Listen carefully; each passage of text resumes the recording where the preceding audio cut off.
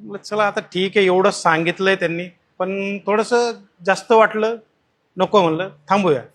आणखी त्यांनी आणि जे इन्स्टॉलेशन चार्जेस सांगितले ते ऐकून परत म्हणलं नको.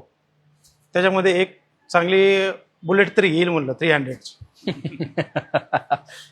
जाता जाता मित्र होते माझे, हे माझे मित्र नागेश कोकरे, माने सर आणि संदीप ढवळे, आम्ही चौघे आलो होतो. तर मग जाताना ज्यावेळेस संकेत भाऊला भेट दिली आणि ट्रॅव्हल करण्याला कल्याणच्या दिशेने निघालो. जाता जाता जे रोडवरचे स्टोन उडाले त्याच्यामध्ये माझ्या गाडीचे 4 ते 5 पॉईंट्स असे पडले जे की एकदम जो शेवटचा थर आहे तो तिथपर्यंत दिसायला लागला. तो दिसायला लागल्यानंतर मग मी तिथे ठरवलं, नाही 50 नाही 60 नाही, जे बनेन संकेत भाऊ ते त्याला द्यायचे आणि PPF भरून घ्यायचे. मग तिथून ठरवल्यानंतर संकेत भाऊला मी लास्ट 7 नोव्हेंबरला कॉल केला. म्हणलं संकेत भाऊ असं आहे, मला सॅटर्डे संडेला सुट्टी आहे, तर मी येऊ का? संकेत भाऊ बोलले तुम्ही ऑलवेज वेलकम सर, कधीही या.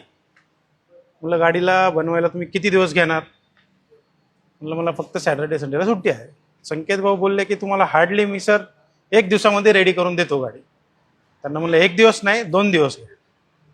सॅटर्डेला मी दुपारी 12-1 वाजता गाडी सोडली आणि आत्ता संडे आहे, आणखी सोमवार व्हायचा आहे, 1 हवर बाकी आहे. गाडी पूर्णपणे रेडी करून दिलेली आहे मला आणि मी कामावरती त्यांच्या खूप समाधानी आहे.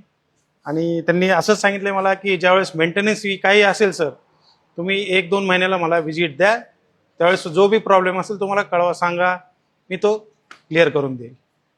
खरंच संकेत भाऊचे थँक्यू, धन्यवाद. Thank you sir. आणि तुम्ही माझ्या वडिलांना भेटलेली ही स्टोरी मला आज तुम्ही सांगितल्यानंतर समजतीये, पण खूप इंटरेस्टिंग वाटलं. तुम्हाला काम चांगलं वाटलं हे ऐकून सुद्धा खूप समाधान झालं. एवढ्या लांबून तुम्ही आल्यासारखे तुम्ही काम बघून सॅटिस्फाईड आहात, तीच आमची खरी अचिव्हमेंट आणि तीच आमची खरी कमाई आहे सर.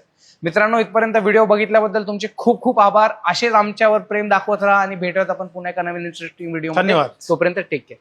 थँक्यू.